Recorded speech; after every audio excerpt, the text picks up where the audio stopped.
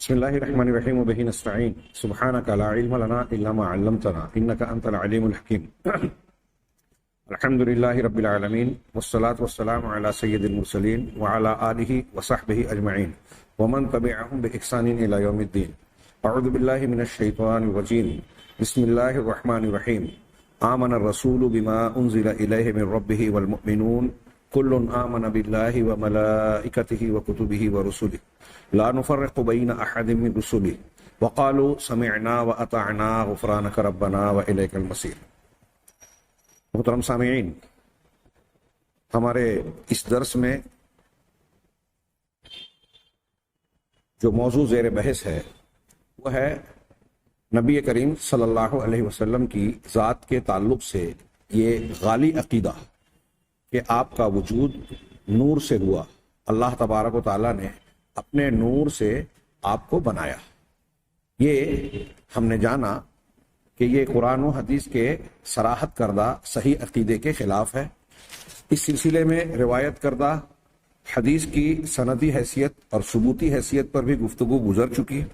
پھر اس کے بعد مطلب ثانی کے تحت ہمارے سامنے خصائص المصطفیٰ کے ضمن میں جو گفتگو اور بحث ہے وہ یہ ہے کہ اس غلط عقیدے کے اسلامی صحیح عقیدے پر کیا اثرات مرتب ہوتے ہیں. اور پہلے مفسدے میں یہ بتایا کہ یہ عقیدہ دو وجہوں سے باطل ہے، شرکیہ ہے، اور اس کی وضاحت اس سے پہلے کے درس میں کی جا چکی. دوسرا مفسدہ یعنی اس بات کو ماننے میں کہ اللہ کے نبی صلی اللہ علیہ وسلم کی پیدائش اللہ کے نور سے ہوئی، ایسا ماننے میں ہمارے عقیدے پر پڑنے والا دوسرا برا اثر. کہتے ہیں کہ جاء فی حدیث جابر المزعوم، حضرت جابر کی دعویٰ کی گئی حدیث میں یہ جملہ آیا ہے کہ اللہ تبارک و تعالیٰ نے ان اللہ خلق نور نبیہ من نورہ. یہاں انہوں نے حکایتاً نقل کیا کہ اللہ تبارک و تعالیٰ نے نبی صلی اللہ علیہ وسلم کو نور کو اپنے نور سے، روایت میں قبل الاشیاء کلھا، تمام اشیاء سے پہلے بنایا. یہ الفاظ یہ جملہ یہ بات اس حدیث میں آئی ہے. اب اس بات کا اثر ہمارے تعلق سے کیا پڑتا ہے ہمارے عقیدے پر، اور ایسا ماننے میں کیا خرابی ہے، اس کا ذکر کرتے ہوئے کہہ رہے ہیں کہ یہ ایک ایسی جسارت ہے جو کوئی بندہ مومن نہیں کر سکتا. اللہ تبارک و تعالیٰ کا ایک ارشاد نقل کیا سورہ نور میں، وَلَوْلَا إِذْ سَمِعْتُمُوهُ قُلْتُمْ مَا يَكُونُ لَنَا أَن نَّتَكَلَّمَ بِهَٰذَا سُبْحَانَكَ هَٰذَا بُهْتَانٌ عَظِيمٌ. ایسا کیوں نہیں ہوا کہ جب تم لوگوں نے اس خبر کو سنا. یہ سورہ نور کی یہ آیت ان آیتوں کے درمیان وارد ہے جس میں اللہ تبارک و تعالیٰ نے ام المومنین حضرت عائشہ صدیقہ رضی اللہ تعالیٰ عنہا پر لگائی گئی تہمت سے براءت کا اعلان فرمایا اور اس کی وضاحت کی. تو اس تناظر میں مومنوں کے رویے پر بعض مسلمان بھی منافقین کے اس سازش میں حصے دار بن گئے تھے. آج بھی ایسا ہوتا ہے. تو اللہ تبارک و تعالیٰ نے اہل ایمان کو گویا سرزنش کرتے ہوئے یہ تلقین فرمائی کہ ان کا رویہ ایسے معاملات میں کیا ہونا چاہیے، کہ ایسا کیوں نہیں ہوا کہ جب انہوں نے ام المومنین حضرت عائشہ صدیقہ رضی اللہ تعالی عنہا کے بارے میں اس غلط خبر کو سنا، ولولا اذ سمعتموہ، ایسا کیوں نہیں ہوا کہ جب تم نے اسے سنا، قلتم، کہ تم یہ کہتے ما یکون لنا ان نتکلم بہذا، ہمارے لیے جائز نہیں ہے، ہمارے لیے ہمارے لائق یہ بات نہیں ہے کہ ہم اس بات کو زبان سے نکالیں، ہم اس بات کو کہیں، ایسا ہمارے لیے لائق و زیبا نہیں ہے. ہاں، سبحانکا، پروردگار تو پاک ہے، تو پاک ہے. ھذا بہتان عظیم، یہ بہت بڑا بہتان ہے، الزام ہے، یہ جھوٹی تہمت ہے. ایک مسلمان کو ام المومنین کے تعلق سے غلط خبر سننے کے بعد یہ کہنا چاہیے تھا. یہ آگے صاحب کتاب کہہ رہے ہیں کہ یہ آیت کریمہ مومنوں کے لیے عتاب کے طور پر، سرزنش اور ڈانٹ ڈپٹ کے طور پر اللہ تبارک و تعالیٰ نے نازل کی. کب؟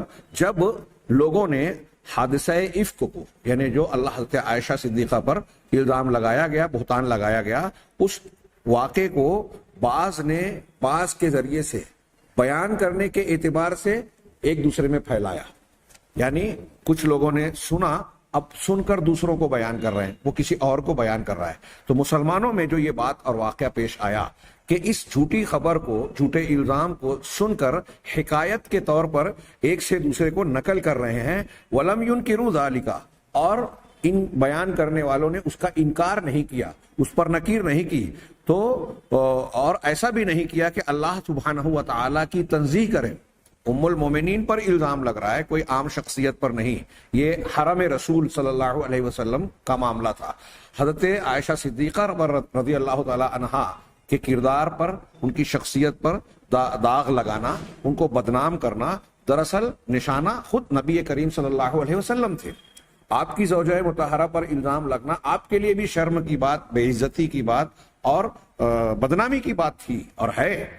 چنانچہ اگر ایسا ہوا، اب کچھ مسلمان بعض چند لوگوں نے اس میں حصہ لے لیا، ایک دوسرے کو سن کر بیان کیا، اب اس کے بعد یہ نہیں کہا کہ نہیں یہ بات غلط ہے۔ بعض مسلمانوں نے ایسا کیا، ہاں، حضرت عبداللہ بن رواحہ یا بعض صحابہ کے بارے میں یہ ملتا ہے۔ تو انہوں نے، جن لوگوں نے انکار نہیں کیا اور اللہ تبارک و تعالیٰ کی تنزیہ اور صفائی اس طور پر بیان نہیں کی کہ اللہ تبارک و تعالیٰ اپنے نبی کی بیوی سے اس چیز کو پاک صاف رکھے گا، نبی صلی اللہ علیہ وسلم کی شخصیت اور آپ کے گھر کے معاملے کو اللہ تبارک و تعالیٰ ان چیزوں، ایسی باتوں کے واقع ہونے سے پاک صاف رکھے گا۔ اور اس مقالے کے بارے میں، اس قول کے بارے میں ان کئی مسلمانوں نے جو ہے یہ نہیں جانا کہ یہ بہتان ہے، یہ جھوٹ ہے۔ ہاں، یہ آپ ان آیتوں کے شان نزول کے سلسلے میں کتب احادیث اور تفسیر کی طرف مراجعات کر سکتے ہیں۔ تو فیجب، اب یہ تذکرہ کرنے کے بعد کہہ رہے ہیں کہ ام المومنین حضرت عائشہ صدیقہ پر ایمان لگا، جس کا اثر براہ راست نبی کریم صلی اللہ علیہ وسلم پر بھی پڑنا تھا اور آپ کو بدنام کرنا مقصود تھا۔ جب ان پر الزام لگا تو اللہ تعالیٰ یہ سرزنش اور عتاب کرتے ہوئے مسلمانوں سے کہہ رہا ہے کہ مسلمانوں نے ایسا کیوں نہیں کیا کہ جب اس خبر کو سنتے تو یہ کہتے کہ ہمارے لیے یہ جائز اور روا نہیں ہے کہ ہم اپنی زبان سے اس بات کو ادا کریں یا بیان کریں۔ سبحانک، پروردگار تو پاک ہے، یہ بہتان عظیم ہے۔ یہاں پروردگار کی پاکی کا کیا سیاق و سباق ہے؟ اللہ تبارک و تعالیٰ تو پاک ہے، ہاں، تو منزہ ہے، تیرے اندر کوئی عیب نہیں ہے۔ یہاں اس واقعے کے پس منظر میں اور مسلمانوں کو ڈانٹنے کے تناظر میں اس کا کیا محل ہے؟ آپ غور کیجئے۔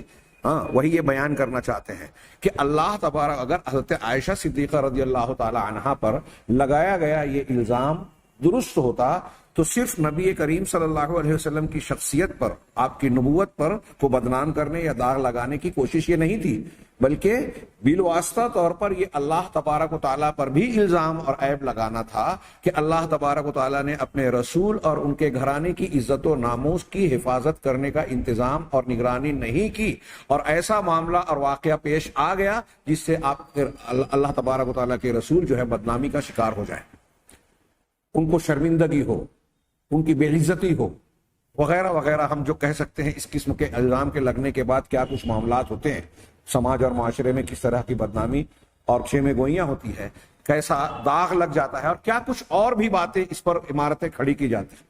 اگر ایسا معاملہ واقعی میں ہوا ہوتا تو یہ نبی کریم صلی اللہ علیہ وسلم کی بے عزتی اور شرمساری کی صرف بات نہیں ہوتی، اللہ تبارک و تعالیٰ پر بھی عیب لگنے والی بات ہوتی۔ اس لیے یہ کہنا ایک مسلمان کو سوچنا چاہیے کہ اللہ تبارک و تعالیٰ اپنے نبی کی اس قسم کی بدنامی والے معاملات سے حفاظت فرمائے گا، اور اللہ نے فرمائی۔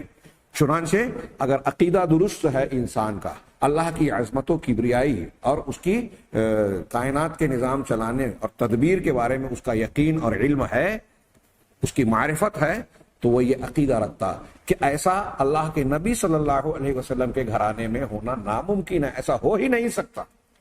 تو بغیر تحقیق کے سنی سنائی بات کی بنیاد پر یوں بھی کوئی معاملہ نہیں بیان کرنا چاہیے، اور پھر یہ تو ناموس رسالت اور خانہ رسول، کاشانہ رسول کی بات تھی۔ یہاں تو ایک مومن کو بلا کچھ غور فکر کیے ہوئے فوراً کہنا چاہیے کہ نبی کریم صلی اللہ علیہ وسلم اور آپ کا گھرانہ ایسے الزامات سے بہت بلند اور بالا ہے، اور اس لیے بھی کہ آپ کا گھرانہ رسالت کا گھرانہ ہے، اس میں خاص طور سے اس لیے کہ اللہ تبارک و تعالیٰ کی خصوصی نگرانی اور رحمت ان اہل بیت پر ہوتی ہے۔ ہاں، سورہ احزاب میں اللہ تبارک و تعالیٰ نے کہا ہاں کہ اللہ تعالیٰ یہ چاہتا ہے کہ اے اہل بیت تم سے نجاست اور گندگی کو پاک صاف رکھے، لِيُذْهِبَ عَنْكُمُ الرِّجْسَ أَهْلَ الْبَيْتِ۔ ہاں، تو بہرحال یہاں انہوں نے اس کا تذکرہ کرنے کے بعد آگے فرمایا چنانچہ ہر مسلمان پر یہ فرض اور واجب ہے کہ اللہ تبارک و تعالیٰ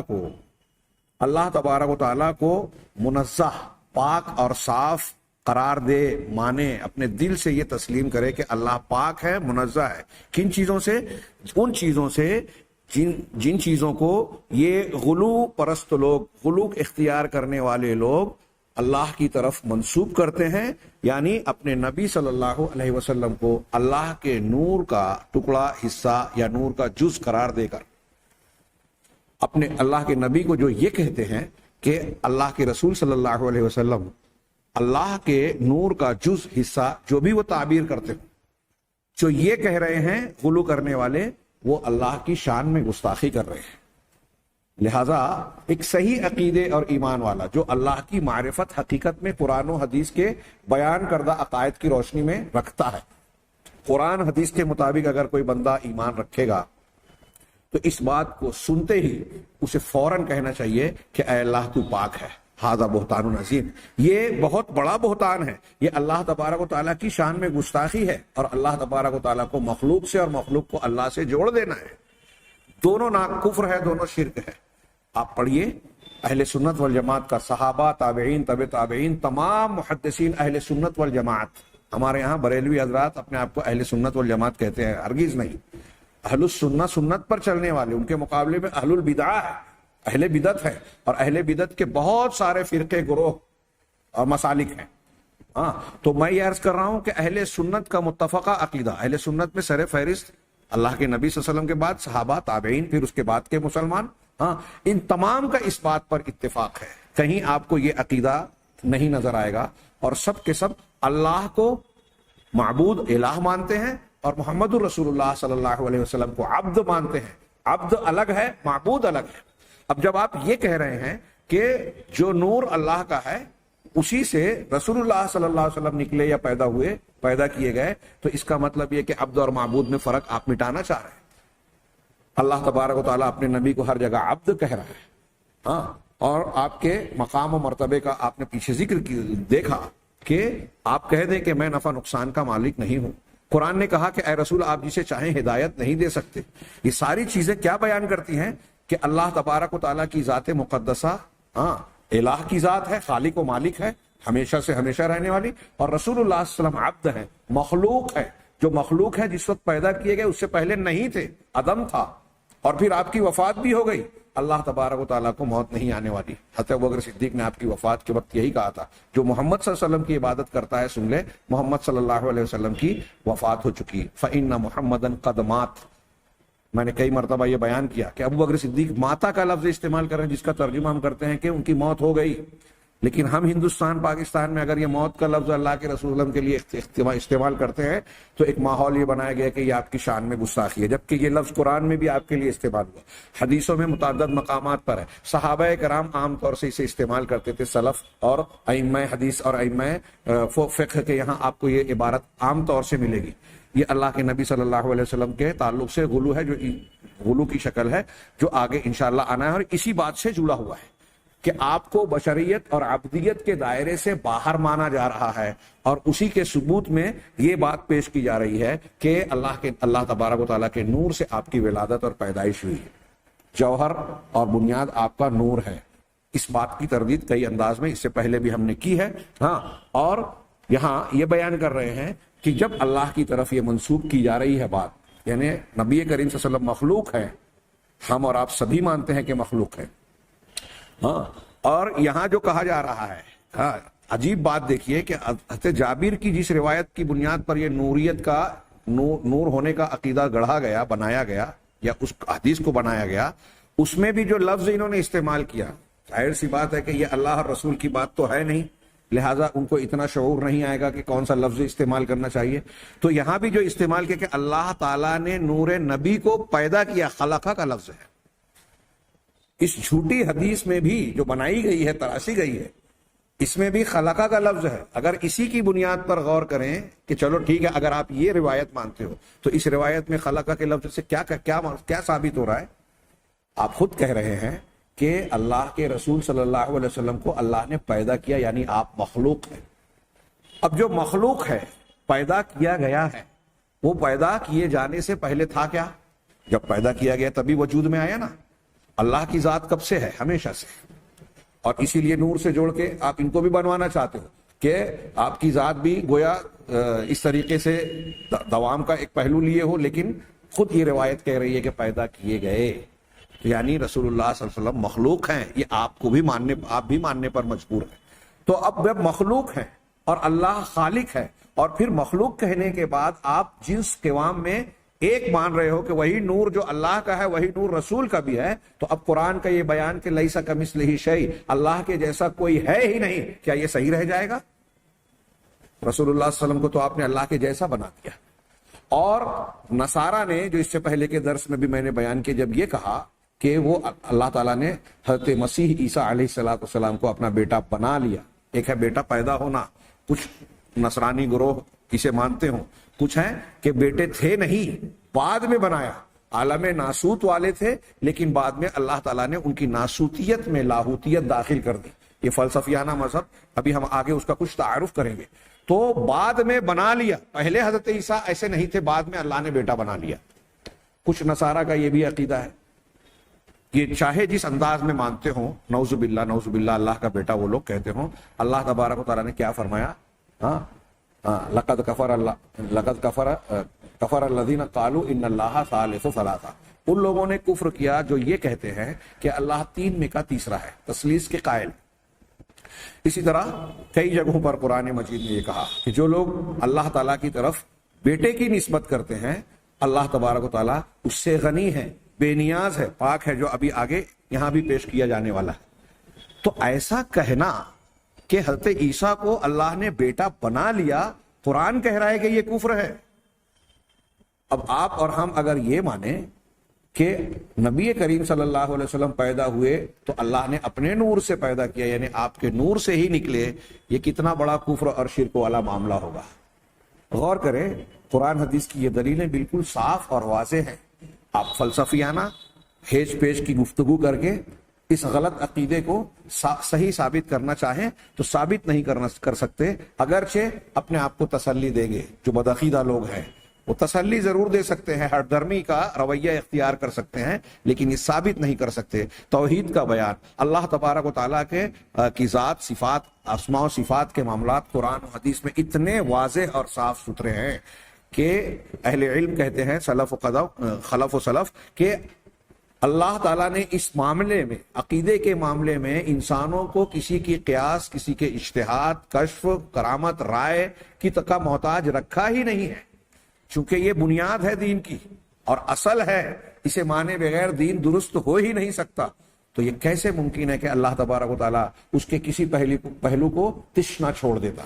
لہٰذا ایسی جھوٹی روایتوں سے عقیدہ ثابت کرنے کی بجائے ایسی روایتیں سننے کے بعد ایک انسان کو وہی کہنا چاہیے جو اللہ تبارک و تعالیٰ نے بیان کیا کہ جب ام المومنین حضرت عائشہ پر الزام لگا تو بندے کو یہ کہنا چاہیے کہ ہمیں یہ بات زبان پہ بھی نہیں لانی چاہیے، ہاں سبحانک، تو پاک ہے، یہ بہتان عظیم ہے. یہ تو ام المومنین کے تعلق سے الزام پر اللہ تبارک و تعالیٰ پر جو الزام لگ رہا تھا اس سے تنزیہ کرنا ہے. یہاں تو براہ راست آپ اللہ پر الزام لگا رہے ہیں کہ اللہ مخلوق کی طرح ہے.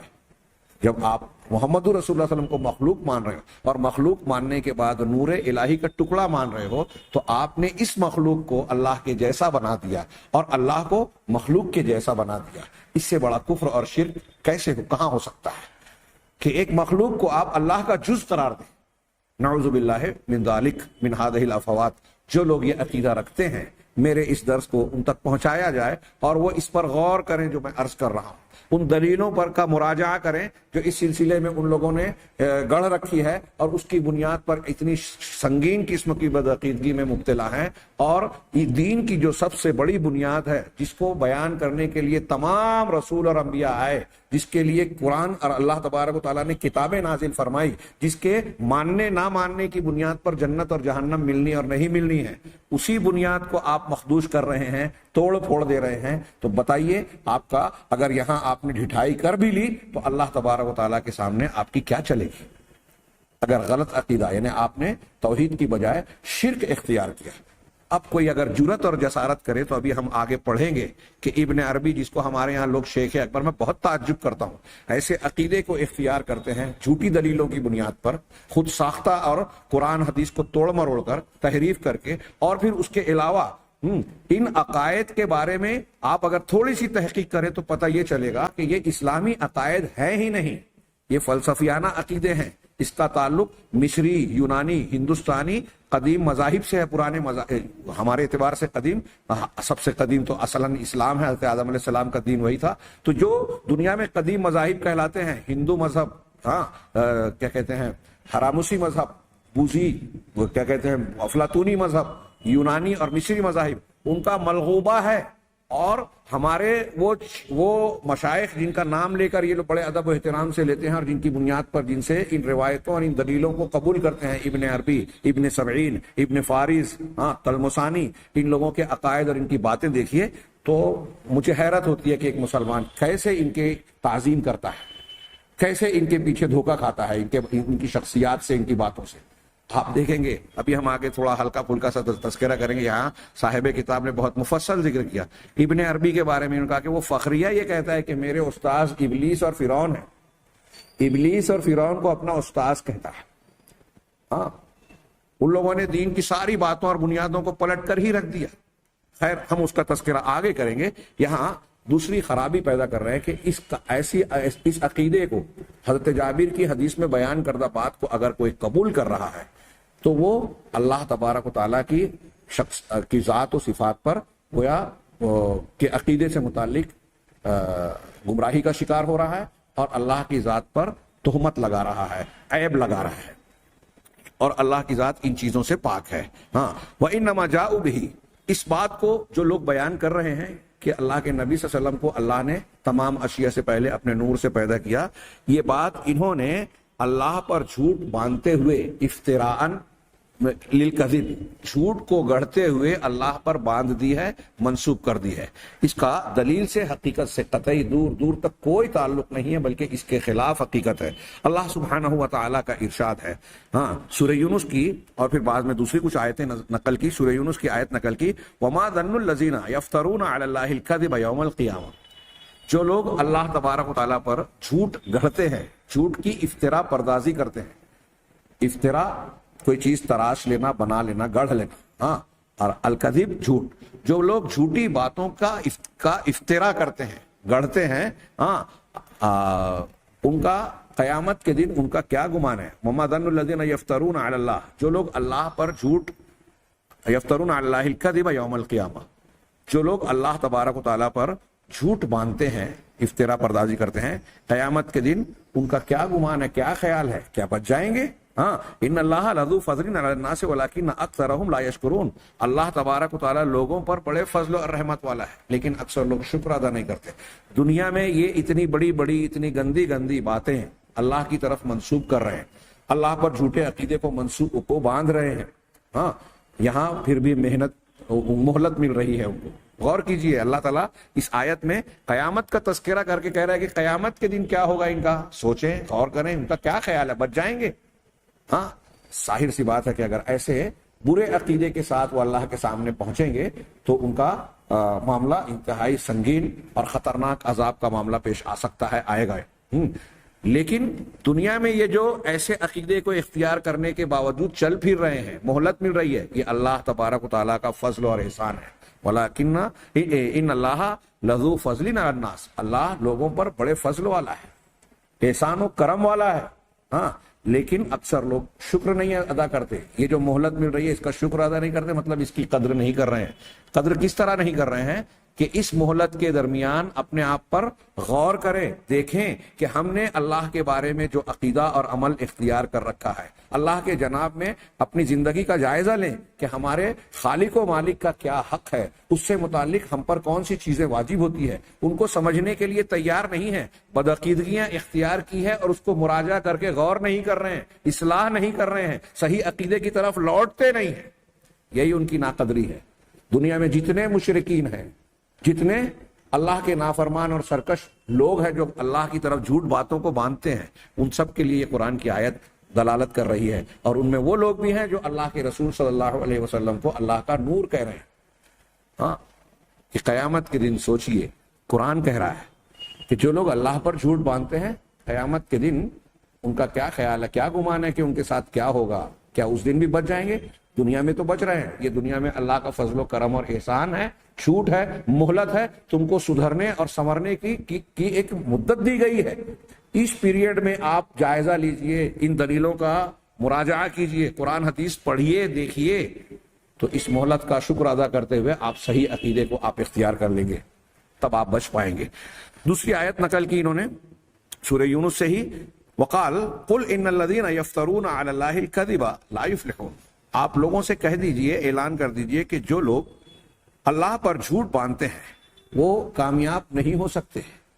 اب اگر آپ کہہ رہے ہیں کہ اللہ کے نبی صلی اللہ علیہ وسلم کو اللہ نے اپنے نور سے پیدا کیا، تو بڑا بتائیے جتنی قرآن کی آیتیں اور احادیث کے ذخائر ہیں ان میں کہاں یہ بات ثابت ہوتی ہے؟ قرآن کی بعض آیتوں سے کھینچ تان کے کچھ لوگ اللہ کے جن میں یہ کہا گیا کہ اللہ تعالیٰ کے پاس سے نور آ گیا، ہاں برہان آ گئی، تو وہاں کھینچتان کے بیان کرنے کی کوشش کرتے ہیں کہ دیکھیے یہاں رسول کو نور کہا گیا، کہیں بھی رسول کو نور نہیں کہا گیا، اور جہاں کہا گیا ہے وہ ہم نے اس سے پہلے کے درس میں بتایا کہ وہ نور نور ہدایت ہے۔ ایسے ہی جیسے اللہ تبارک و تعالیٰ نے قرآن مجید کو کئی مقام پر نور کہا، قرآن کے ناموں میں سے ایک نام نور ہے کہ ہم نے اپنی جانب سے نور نازل کیا، تو جو نازل ہونے والی چیز ہے وہ کیا ہے؟ قرآن ہے۔ تو قرآن کس اعتبار سے نور ہے؟ کہ لوگوں کی رہنمائی کر رہا ہے، گمراہیوں کے بیچ میں صراط مستقیم پر اجالا بکھیر رہا ہے، کہ آپ قرآن کی روشنی میں دیکھو گے تو آپ کو سیدھا راستہ نظر آئے گا، اور قرآن کی روشنی یہ کہتی ہے کہ اللہ کے جیسا کوئی نہیں، اللہ الاحد ہے، الصمد ہے، الذی لم یلد ولم یولد ولم یکن لہ کفوا احد، اس کا کوئی کفو اور ہمسر ہے ہی نہیں، اس کے جیسا کوئی ند ہے ہی نہیں، اس کے جیسا کوئی، اس کے مثل، اس کا نظیر کوئی ہے ہی نہیں۔ یہ قرآن میں مختلف مقامات پر حل تعلم لہ سمیہ، مختلف مقامات پر اس قسم کی آیتیں اور بیانات ہیں جو ہم کو بتا رہی ہیں کہ کوئی بھی مخلوق اللہ کے جیسی نہیں ہے، کوئی بھی مخلوق اللہ کے نور سے پیدا نہیں کی گئی ہے۔ اگر اللہ کے نور سے پیدا کیے گئے ہوتے رسول اللہ صلی اللہ علیہ وسلم تو وہ اللہ کے جیسے ہو جاتے۔ قرآن کہتا ہے کہ اس کا کوئی کفو نہیں، اس کا کوئی نظیر نہیں، اس کا کوئی مثیل نہیں، اس کا کوئی ند نہیں۔ اللہ کی ذات احد ہے، اکیلی ہے، الصمد ہے، ہاں ہر خوبی میں کامل، سب اس کے محتاج، وہ کسی کے محتاج نہیں۔ ایسی ذات جو اللہ کے اسماء و صفات کے معنی اور مفہوم کے ضمن میں آپ سمجھیں گے، اللہ کی معرفت حاصل کریں گے، ایسی ذات کائنات میں، موجودات میں کوئی دوسری ہے ہی نہیں۔ مخلوق میں کوئی کتنا بھی اونچا ہو جائے، کسی بھی درجے کو پہنچ جائے، اللہ کے مثل نہیں ہے۔ وہ مخلوق ہے، اللہ خالق ہے، یہ مملوک ہے، اللہ مالک ہے، یہ اللہ معبود ہے، یہ عابد ہے، عبد ہے، یہ غلام ہے، وہ آقا ہے۔ دونوں ایک کیسے ہو سکتے ہیں؟ سوال ہی نہیں پیدا ہوتا۔ تو کہا اسی طریقے سے اللہ، جو لوگ جھوٹ باندھتے ہیں وہ کبھی فلاح نہیں پائیں گے، قرآن کہہ رہا ہے، اور یہ جھوٹ ہے۔ آپ بتائیے کہ سچ نہیں ہے، یہ جو دعویٰ کیا جا رہا ہے کسی اعتبار سے سچ نہیں ہے۔ وقالا، اور اللہ تعالیٰ نے یہ بھی فرمایا، قالوا اتخذ اللہ ولدا، ان لوگوں نے کہا کہ اللہ تبارک و تعالیٰ نے بیٹا بنا لیا۔ اتخذ ولدا، بیٹا بنایا، ایک ہوتا ہے بیٹا ہونا، ایک ہوتا ہے بیٹا بنانا۔ نصارہ کے ہاں دونوں قسم کے عقیدے پائے جاتے ہیں، لہذا اللہ نے کہیں یہ کہا، کہیں وہ بات بھی کہی۔ ہاں، ان لوگوں کی تردید کرتے ہوئے لم یلد ولم یولد، نہ اس کا کوئی بیٹا ہے نہ کوئی وہ کسی کا بیٹا ہے۔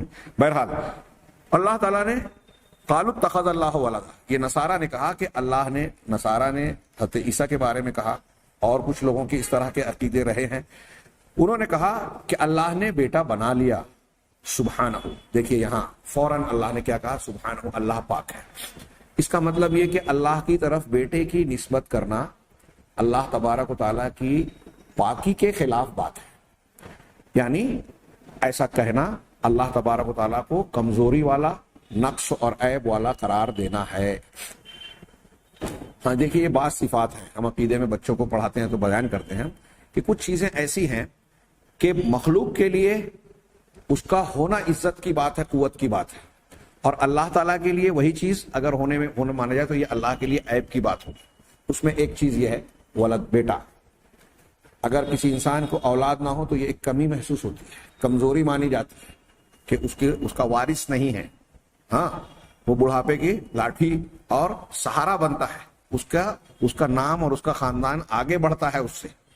ہاں، اب ایک انسان یا مخلوق بوڑھے ہوتے ہیں تو اس کو سہاروں کی ضرورت پیش آتی ہے. اس کا مطلب یہ کہ یہ اولاد، آوان، جتھا، خاندان کی قوت جو ہے انسان کی ایک ضرورت ہے، اور دراصل انسان اکیلے میں، تنہائی میں اپنی ذات میں کمزور ہے، اس کو دوسروں کے تعاون کی ضرورت ہے.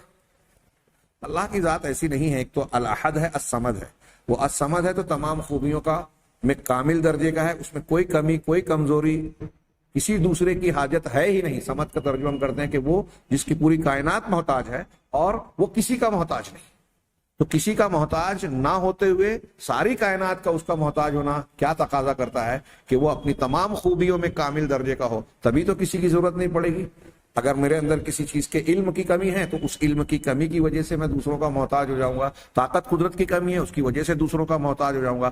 ہر میدان، ہر زندگی کے معاملے میں یہی پیش آتا ہے. جب اللہ تبارک و تعالیٰ کے یہاں کوئی کمی ہے ہی نہیں تو کسی کی ضرورت نہیں ہے، کسی کی مدد کی چاہت اسے ہے ہی نہیں، وہ کسی کا محتاج نہیں ہے. اور جب اللہ تبارک و تعالیٰ تمام خوبیوں میں مالک ہے، ہر چیز پر قدرت رکھنے والا ہے، ہر چیز کو سنبھالنے تھامنے والا ہے، ہر چیز کی تدبیر کرنے والا ہے، تو پوری کائنات اس کی محتاج ہے. وہ سب کو سنبھالے ہوئے ہے، سب کی ضروریات پوری کر رہا ہے. وہ جسے چاہتا ہے، جو چیز چاہتا ہے مادی اور معنوی طور پر ساری چیزیں فراہم کرتا ہے، جو چاہتا ہے چھین لیتا ہے، محروم کر دیتا ہے.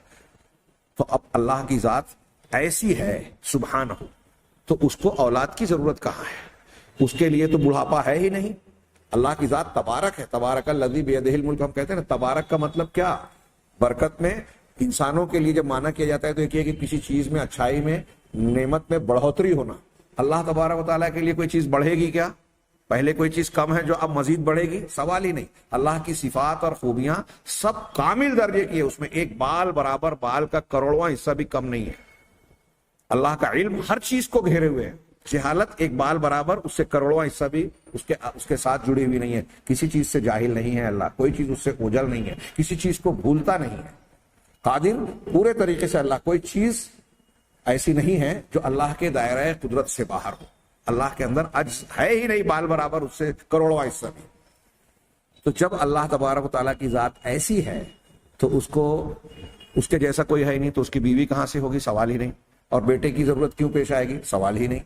بیٹا نہ بڑھاپے کے سہارا کا معاملہ وہاں پیش ہے، نہ ایسا ہے کہ وہ گزر جائے گا تو بعد میں جو ہے نسل چلانے والی بات ہے. اللہ ہمیشہ سے ہے، ہمیشہ رہے گا.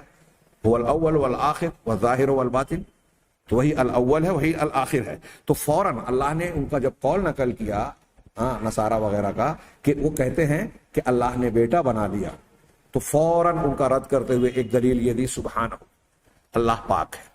ایسے ہی ہمیں کہنا چاہیے. جو لوگ کہتے ہیں کہ اللہ کے رسول صلی اللہ علیہ وسلم اللہ کے نور کا ٹکڑا ہے، نور مجسم ہے، تو فوراً کہنا چاہیے سبحانہ، اللہ پاک ہے. اللہ تبارک و تعالیٰ کو ہم ایسے عیب سے داغدار نہیں کر سکتے. هو الغنی، وہ غنی ہے، بے نیاز ہے. اسے اولاد کی، ہاں اس آیت میں کہا کہ اللہ نے بیٹا بنایا، اللہ پاک ہے. کیوں پاک ہے؟ اس لیے کہ وہ غنی ہے، جو میں آپ کو سمجھا رہا تھا کہ اللہ غنی ہے، بے نیاز ہے، اسے اولاد کی کوئی ضرورت نہیں ہے، اسے سہارے کی کوئی ضرورت نہیں ہے. دنیا کے انسان اور مخلوق محتاج ہیں. ہم فقیر ہیں، اللہ فقیر نہیں ہے، غنی ہے، الصمد ہے. تو وہ غنی ہے، بے نیاز ہے. لہو ما فی السماوات و ما فی الارض، اس کا تو معاملہ یہ ہے کہ آسمانوں اور زمین میں، آسمانوں میں جو کچھ ہے، ہاں زندہ وجود ہو، جمادات ہو، نباتات ہو، جس شکل کی میں بھی کوئی بھی چیز موجود ہے، آسمانوں میں جو کچھ ہے اور زمین میں جو کچھ ہے، سب اللہ کا ہے. سب کا مالک اللہ ہے، سب کا خالق اللہ ہے، سب کا نگراں اللہ ہے، محافظ اللہ ہے. ساری چیزوں کو تو اللہ چلا رہا ہے، بنا رہا ہے. تو اسے کیا اولاد کی ضرورت ہے؟ اس کے اندر کون سی خامی ہے اس کے اندر کون سی ایسی ضرورت ہے کہ کسی معاون مددگار یا جانشین کی ضرورت پیش آ جائے؟ اور پھر اللہ تبارک و تعالیٰ ان چیزوں سے بندوں کو، انسانوں کو جو حاجتیں ہیں، اللہ تبارک و تعالیٰ کو وہ حاجتیں تھوڑی ہے. تو اللہ غنی ہے، بے نیاز ہے. ہاں، اس کے آسمانوں اور زمین میں جو کچھ ہے سب اسی کا ہے.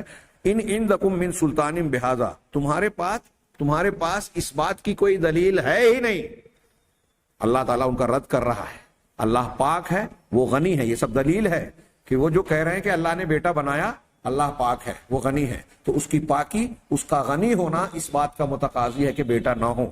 پھر کہا کہ آسمانوں اور زمین میں سب کچھ اسی کا ہے، اس کو بیٹا بنانے کی کیا ضرورت؟ جو کائنات میں سب اسی کا ہے. بیٹے اور باپ بیٹے کا جو رشتہ ہے وہ تو ایک عارضی اور کمزور سی چیز ہے. اللہ تو خالق ہے، ساری مخلوق ہے، حاکم ہے، ساری چیزیں اس کی محکوم ہیں، وہ معبود ہے، ساری چیزیں اس کے بندے ہیں، اس کی عبادت کر رہے ہیں. کائنات کی ہر چیز اللہ کی تسبیح بیان کر رہی ہے. یہ تو اولاد سے بھی بہت آگے کی بات ہے. یہ دنیا کے اعتبار سے آپ سوچتے ہو اللہ تبارک و تعالیٰ کو اولاد کی ضرورت نہیں ہے، اور لوگ تسبیح تحمید بیان کر رہے ہیں، اللہ کی فرما برداری کر رہے ہیں، تو یہ اللہ اس کا محتاج بھی نہیں ہے. ہاں، تو جو کچھ آسمانوں میں ہے، جو کچھ زمین میں ہے، سب اللہ کا ہے، تو اسے بیٹا بنانے کی کیا ضرورت؟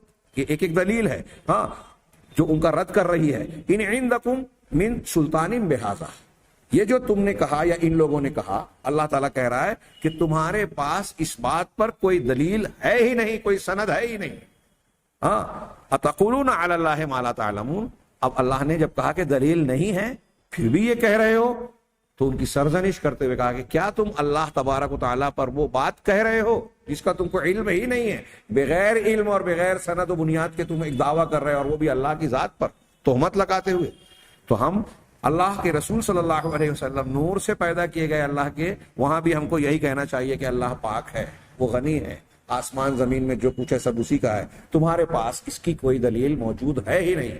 جو دلیل بیان کرنے کی کوشش کی جاتی ہے وہ دلیل ہونے کے لائق ہی نہیں ہے، وہ سند ہے ہی نہیں. ہاں، کہہ رہے ہیں اتقولون علی اللہ ما لا تعلمون، جس کا تمہیں علم نہیں ہے اللہ کے بارے میں تم وہ کہہ رہے ہو. تو جو لوگ اللہ کے رسول کو نور الہی سے کا ٹکڑا کہتے ہیں، وہ بھی اللہ پر وہ بات باندھ رہے ہیں جس کا انہیں علم نہیں ہے، جھوٹ باندھ رہے ہیں، اللہ کی پاکی کو داغدار کر رہے ہیں، اللہ کے غنا اور اللہ تعالیٰ کی سمدیت پر سوال اٹھا رہے ہیں.